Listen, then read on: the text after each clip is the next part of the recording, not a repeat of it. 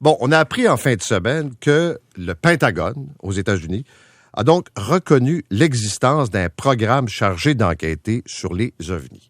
On sait que dans les années, je pense, 60, il y avait eu certains programmes comme ça, puis on avait dit à l'époque que ça a été abandonné. Or, au contraire, ça a été...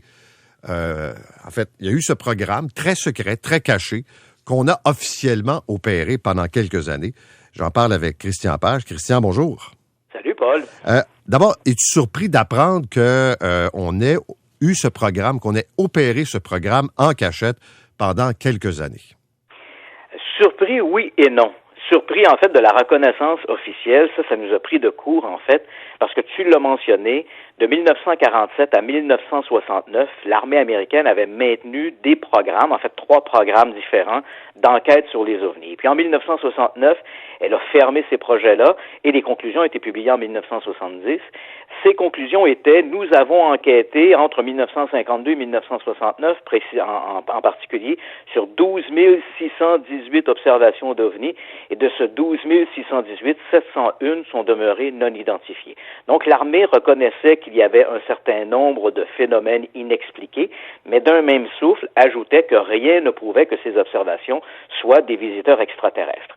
Et c'est là qu'est un peu la mécanique surprenante, c'est que depuis 1969-70, à toutes les fois où les gens se sont adressés au département de la Défense pour avoir des informations sur les ovnis, l'armée a simplement haussé les épaules et renvoyait les gens aux archives nationales en disant « Voici, on ne s'intéresse plus aux ovnis depuis 1969 ». Et là, soudainement, c'est sûr que depuis ce temps-là, les amateurs d'ovnis faisaient circuler la rumeur qu'il y avait quelque part solidement enterré au sein du département de la Défense des programmes secrets d'enquête sur les ovnis. Mais pour la plupart des gens et des journalistes, c'est moi le premier, je me disais, tout ça est une rumeur, probablement sans fondement. On le sait que ces gens-là sont souvent adeptes des théories du complot. Mais là, voilà que ce week-end, un article publié dans le New York Times leur donne raison. Et tu l'as mentionné, entre 2007 et 2012, il y avait ce programme, il faut bien le reconnaître, c'est un programme qui était relativement modeste.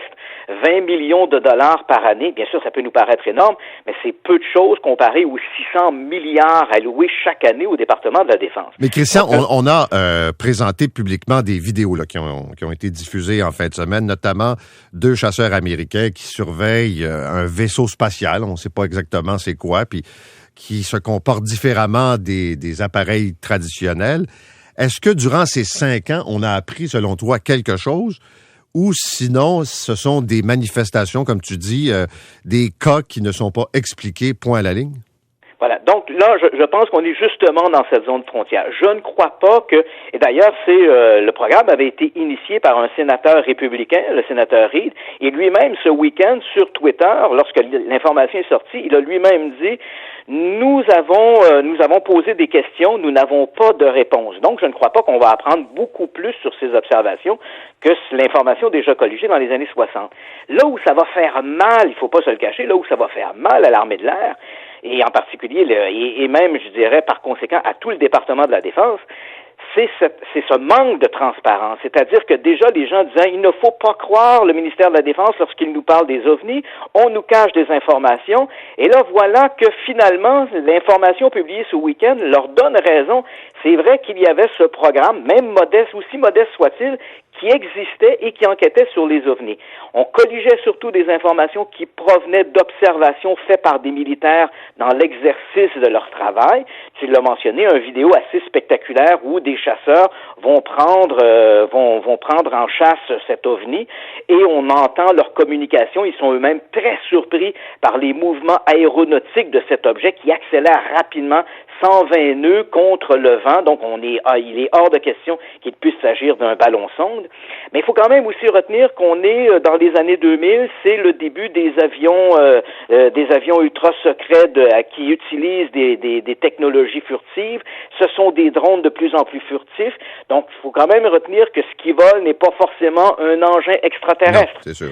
Donc, et ça, il faut bien le préciser. OVNI n'est pas synonyme d'extraterrestre, mais c'est clair qu'on est ici en présence de phénomènes aérospatiaux non identifiés. Et ce qui fait mal ce matin pour l'armée, c'est d'avoir caché ce projet-là alors qu'il répétait à tout vent qu'il ne s'intéressait plus à la question depuis la fin des années 60. Merci beaucoup, Christian. Christian Ça m'a fait Page, plaisir. Bonne journée. Qui est un spécialiste de tous ces phénomènes.